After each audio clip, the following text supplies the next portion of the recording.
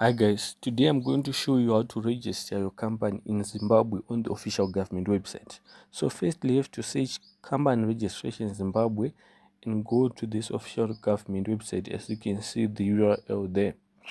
So I already have an account, so I'm going to log in. For the most of you who don't have an account here, you have to register, and the registration process is very easy. So I just want to tell you this beforehand. On this government website, they don't want USD, they only want SIG. So when you press top up USD here, it will always say service under construction, and when you top up SIG, it will say okay. So when you want to register your company, you have to do what we call a name search first, then a private limited company application or private business corporation or PBC. Namesake is 133 and I'm going to explain later what a namesake is. Then a private limited company application is 1560. So right now I'm going to deposit the 133 for namesake. So namesake is the first process in registering your company. Namesake, it's 2 hours later. explanatory because namesake, it is selecting the name of your company first, then you add other details such as shareholders on the private limited application. So on the namesake, you just put your company's main objective and preferred names. That's it, right?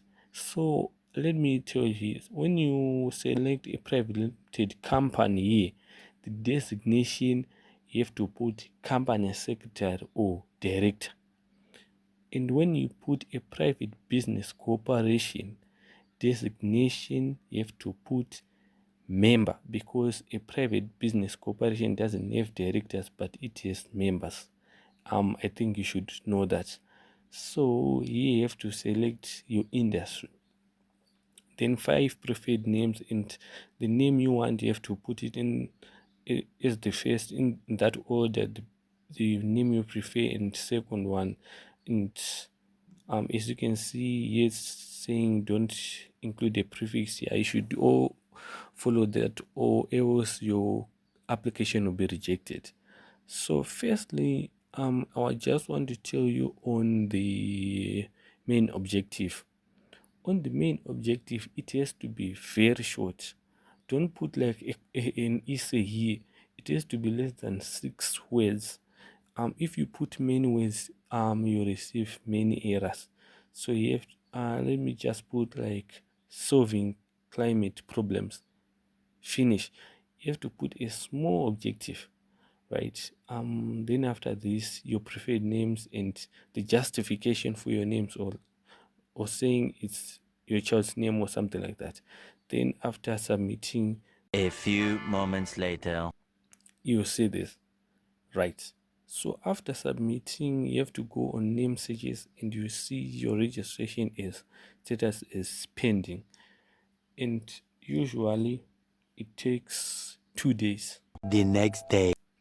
So after 2 days, you have to go here on name searches, and if status is approved, whereas 99 out of 100 times so is approved, you can say view CV4 to see the name which has been accepted. After that, you have to go on service, then start your private limited company process if you selected the private limited company. But if you selected the PPC, then you go to the PPC application, which is 900 SIG. So here, as you can see, it's 1560 SIG. So I'm going to deposit the 1500. A few moments later. Then after depositing the money, then I'm going to start the private limited company application, right? So I'm going to private limited company. I'm going to add a new application. So here, as you can see, the reserved name which has been accepted, that one is the one that will show here, and the entity name which has been accepted on your CV4 is the one which you go here. I'm just covering mine because this is private information, of course. So I want just to tell you a disclaimer on physical address or postal address. You have to put the full address. Let's say you live in Waterfalls. Don't just say 34 Waterfalls. Just say 34 Waterfalls, comma Harare. You have to put comma the city. Also on adding the secretary, you just select natural person, of course. On the address again, you have to put the full address. If you don't put the full address, your application is going to have a query, and it can take up to a month. So here on the, you have to add memorandum details, liability clause, and share clause. I'm going to put these examples of this on in the description because they are very long. Then shareholders, I think if you are registering a company, you already know what shareholders are, but then on attachment, and you don't put anything here. So let me go on shareholders here. I want to tell you something. So here on shareholders, you can put an entity or you can put a person. So I just want to say this: if you want to register a private limited company, on its co-founders don't put any preference shares. Just put zero preference shares. Then you put any ordinary shares. And another thing that I've seen people making mistakes, they put like 100 ordinary shares in the liability. I'll put in the description about the liability details or how many shares in a company. Saying 100 shares, a company shouldn't have something like 100 shares. It should have something like 50,000 shares, 100,000 shares. Then if you want to own 50% of the company, then you give yourself 50,000 shares. This is because if you want to have future investors in your company, you can't say you want to offer them one share. You say, yeah, right? You have to offer them something like 2,000 shares, 3,000 shares. And having a company which has many shares, which means you can have many shareholders, or your company will be very favorable to investors. Eventually. So after finishing your application, you can go on active applications and you see yes, status is pending, and you have to wait something like 3 to 4 days for it to be approved. One eternity later.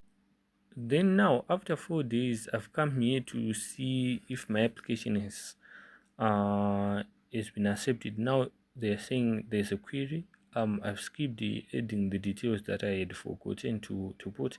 Then you just say resubmit application. You see many times you make mistakes, but you are given many chances. You won't have to pay something on top of that. You can, on my first application, I think I did something like 4 mistakes, though my application took about a month, but I didn't have to pay anything more, which is good. One eternity later. Now it's 4 days later, and let me check if there are any queries or something like that. And on inactive applications, as you can see, the status is now registered. So guys, I hope I've helped you. In the comments, please just like and subscribe so that many people are also helped, because as you know, consultants charge something like $300, and this costs less than $40 on PBC. Then on private limited, I think less than $60 using the interbank rate. And guys, also on the comments, tell me something like a tutorial you also want, maybe like shipping things from Alibaba, or I think the next video I should do is how to do a tax clearance for free, because many consultants charge something like $20. So thank you again.